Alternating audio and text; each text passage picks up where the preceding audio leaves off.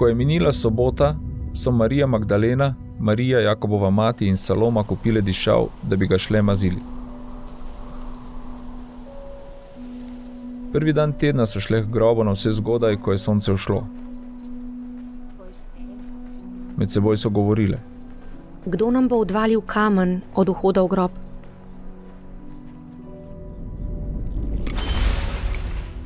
Ko pa so se ozrle tja, so videle, da je kamen odvaljen in bil je zelo velik.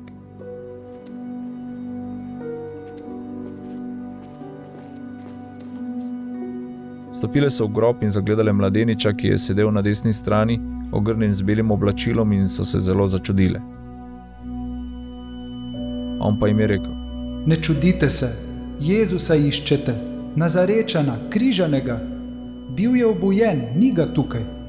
Poglejte kraj, kamor so ga položili.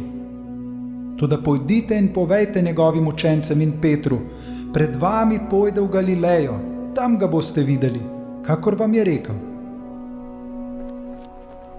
Stopile so ven in zbežale od groba. Trepetale so in bile vse iz sebe. In nikomur niso nič povedale, kajti bale so se.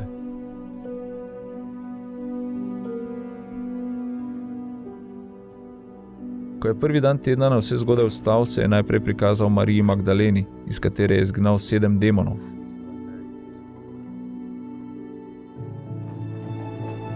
Šla je in to sporočila tistim, ki so bili prej z njim, in so žalovali ter jokali.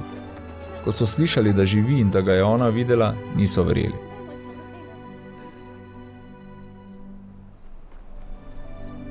Nato se je v drugi obliki prikazal 2 izmed njih med potjo, ko sta šla na deželo. Tudi ta 2 sta odšla in to sporočila drugim, pa tudi njima niso verjeli.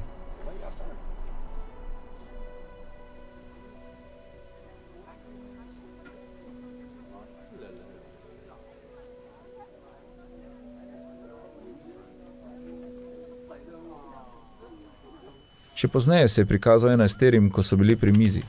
Grajal je njihovo nevero in trdosrčnost, ker niso verjeli tistim, ki so ga videli obujenega.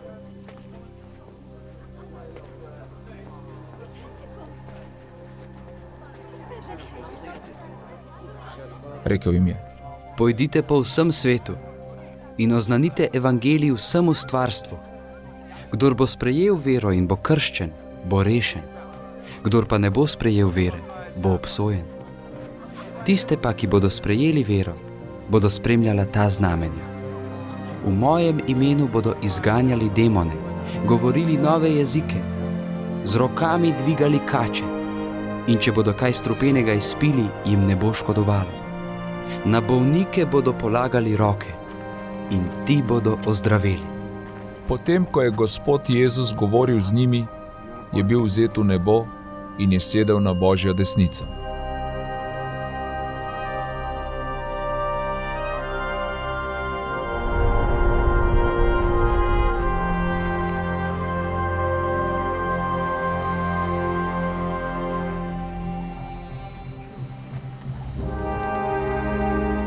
Oni pa so šli in povsod oznanjali, in Gospod je z njimi sodeloval ter besedo potrjeval znamenji, ki so jih spremljala.